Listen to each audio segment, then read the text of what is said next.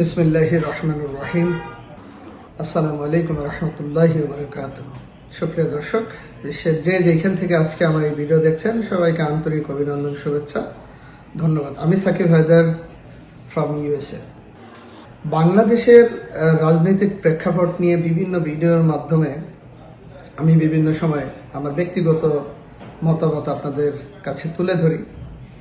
এর মধ্যে আমি চেষ্টা করি সবসময় তথ্যগুলো সঠিক যেন হয় এবং বিশ্লেষণটা যুক্তিযুক্ত হয়। আপনারা জানেন যে সম্প্রতি বাংলাদেশে আমেরিকান সৈন্যরা বাংলাদেশে এই মুহূর্তে আছেন এবং তারা যুদ্ধ বিমান নিয়ে সেখানে অবস্থান করছেন। এইখানে নানান রকম কথা উঠছে সেই বিষয়গুলো নিয়ে। এক শ্রেণীর মানুষজন এটাকে বলছেন যে বাংলাদেশে মায়ানমার ইস্যুতে সেইখানে আমেরিকা আসলে দখল করার একটা প্ল্যান বা পরিকল্পনা, তাদের একটি বেজ আমাদের ওই অঞ্চলে বসানোর অনেক দিন ধরেই চেষ্টা করছিলেন এবং সেটার একটা যথেষ্ট যুক্তিও আছেন। আমাদের সাবেক প্রধানমন্ত্রী জননেত্রী শেখ হাসিনা কিন্তু বারবারই একটি কথাই বলে আসছেন যে আমার কাছে ওই অঞ্চলটা, সেন্ট মার্টিন দ্বীপটা আমেরিকা বারবার চাচ্ছে, সেটা যদি আমি দিয়ে দিই সেই ক্ষেত্রে আমি অনেক সমস্যায় আমাকে পড়তে হয় না, অথচ এটা আমি ধরে রাখতে চাইলে আমাকে অনেক সমস্যা পড়তে হচ্ছে। এবং সেই বিষয়গুলো আমরা এটাও কিন্তু জানি যে ডক্টর ইউনূস আমেরিকারই একটা পরিকল্পনার মধ্য দিয়ে, একটা মাস্টার প্ল্যানের মাধ্যমে আসলে বাংলাদেশের শেখ হাসিনা সরকারকে বিতর্কিত করে আজকে তিনি ক্ষমতায় আছেন এবং সেখানে তাদের একটা গোপন চুক্তি আছে। এই বিষয়টা কিন্তু এখন সার্বজনীন স্বীকৃত এবং সেটা সবাই জানেন এবং বিশ্বাসও করেন। কাজেই ধরে নেওয়া যাক তারই ধারাবাহিকতায় সেন্ট মার্টিন দ্বীপে যাওয়া বন্ধ, মহেশখালীকে সিঙ্গাপুর বানানো, এছাড়া আমেরিকার সৈন্যরা এখন আমাদের বাংলাদেশের কক্সবাজারে আছেন, এই সবগুলো জিনিস যদি এক জায়গায় করি তবে এই পয়েন্টটাকে যথেষ্ট যৌক্তিক মনে হয় এবং সত্য মনে হয়। একইভাবে সরকারের পক্ষ থেকে জানানো হচ্ছে যে মহড়া হচ্ছে একটা কন্টিনিউ প্রসেস। এর আগেও এরকম মহড়া হয়েছে। সো এটা বাংলাদেশের সেনাবাহিনীর সাথে আমেরিকার সেনাবাহিনীর একটা মহড়া থাকে, সেগুলা তারই একটা অংশ বিশেষ। অ্যাকচুয়ালি এরকম বিশেষ কিছু নয়। কিন্তু আপনি যদি একটা জিনিস চিন্তা করে দেখেন যে ভারত এবং রাশিয়া এবং চায়না কিছুদিন আগে তারা একসাথে একযোগে তাদের যেই ভূ রাজনীতিতে একত্রতা ঘোষণা করা, সেটা যদি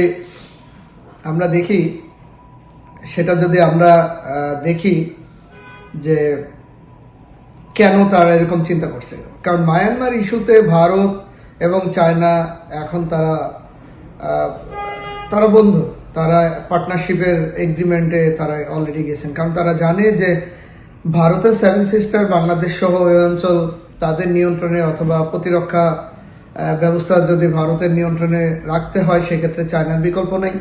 একইভাবে মায়ানমার ইস্যুতে আমেরিকার আধিপত্য বিস্তারের যে বিষয়টা ভূ রাজনীতিতে বোঝা যাচ্ছে, সেই জায়গাগুলোতে চায়নাও যদি তার অবস্থান ধরে রাখতে চায় সেই ক্ষেত্রে ভারতকে তার পাশে দরকার। কাজেই এখন ভারত এবং চায়না এই বিষয়টা পুরোপুরি একমত এবং সেইখানে আমেরিকা এবং ইউনুসগং তারা যেই পরিকল্পনা করছে তাতে বাংলাদেশেও বিশাল ক্ষতির সম্মুখীন হতে পারে বলে আমার কাছে ব্যক্তিগতভাবে মনে হচ্ছে যে এটা নর্মাল মহড়া না, এর ভিতরে অভ্যন্তরীণ অনেক কিছুই ঘটতে যাচ্ছে। কারণ জানুয়ারিতে মায়ানমারের নির্বাচনের বিষয়টা আছে এবং এছাড়াও ভারত এবং চায়নার টেরিফের ইস্যুতে আমেরিকা অলরেডি ভারতকে একাধিকবার হুমকি ধামকি দেওয়ার পরে তাকে সম্পর্ক আবার ক্লোজ করার জন্য একাধিকবার কল করছেন, সেগুলো মোদি ইগনোর করছেন। এবং একইভাবে আমরা যদি দেখি যে আমেরিকা আসলে ভারতকে পাশে নেওয়ার জন্য এখন কিন্তু সে উঠে পড়ে লাগছে এবং সে খুব চেষ্টা করছে এবং ভারতকে একটু ওয়ার্নিং বা হুমকি দেওয়ার জন্যই এত তড়িঘড়ি করে এই সেনাবাহিনী আমেরিকার সৈন্যরা কিন্তু বাংলাদেশে এই মুহূর্তে অবস্থান করছে বলে আমার কাছে মনে হয় এবং সময়ও খুব স্বল্প। বাংলাদেশে ফেব্রুয়ারিতে নির্বাচন হওয়ার কথা, তার আগেই জানুয়ারিতে মায়ানমারের নির্বাচন ইস্যুতে এবং করিডর ওই অঞ্চলে যে একটা বড় ধরনের ঝামেলা পাকাইতে যাচ্ছে তাতে কোনো সন্দেহ নেই।